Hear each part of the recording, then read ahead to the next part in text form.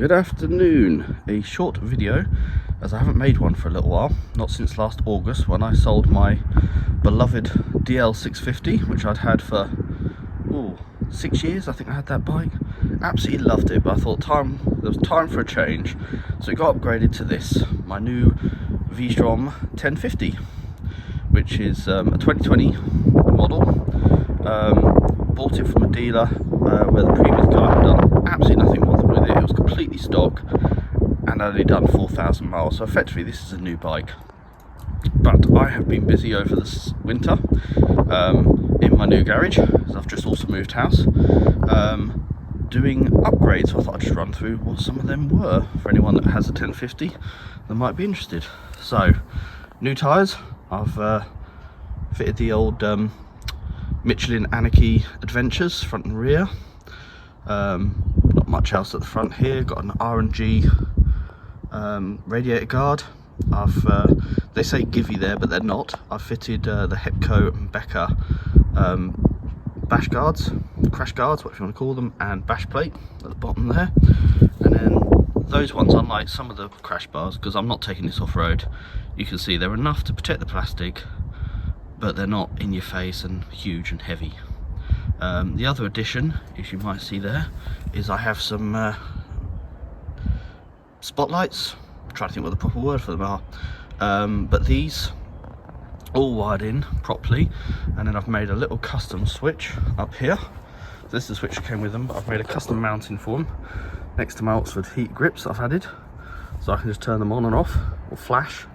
But the nice thing about these is they are two coloured. They are actually yellow or white, which again, if I just press that, yellow or white,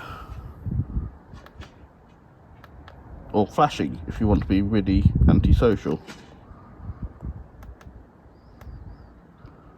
And off. But I think the yellow daytime running lights will be far more obvious to people than the usual just white spotlights that most people have. So what else have I added? So yeah, obviously the Oxford heated grips, and that little custom stainless steel bracket which sits there. Just about everything. Oh, and some little Suzuki socks, because I found the paint underneath. You can see that's all chipping off.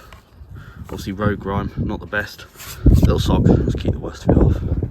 Other than that, I've put a Puig, however you say them, touring screen on, just a light tint, and added the usual quad lock with dampener in there just for my phone above the dash. Moving down the side, what else have we added? So I've also added the Givy rack, pannier racks. It actually came with, see, it's got the Suzuki logo on it. It actually came with the rear aluminium Givy rack, which is great, but I've added the pannier ones. Not got any panniers yet, that's the next job. I've also added a Puig, again I can't pronounce it, rear mudguard and chain guard.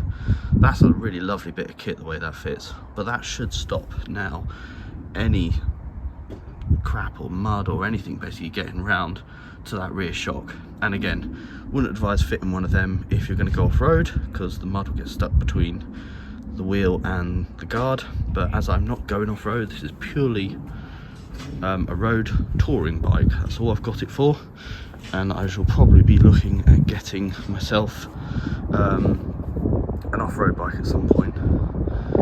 But that's it. Oh, and I've also put a lower seat on. Hard to see in photos, but this is actually a low seat, actually gifted to me very kindly by a chap, a guy called Phil on the V Strom owners group here in the UK.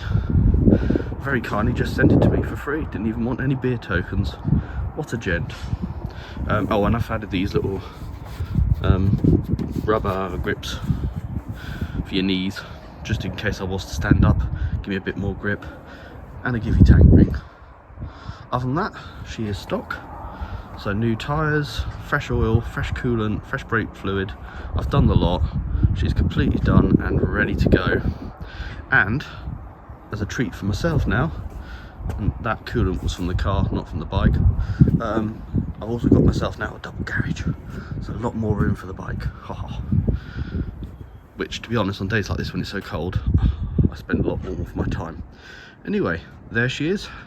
I'm hoping as soon as the weather improves, I can get out and start riding her. Because I've only done a few hundred miles before, when I bought her in August, before it got too cold, and I just winterized her. But it's now, well, actually it's freezing. It was trying to snow this morning. It's all gone now, but yeah. Looking forward to when the weather improves. Signing off. Happy riding, everyone.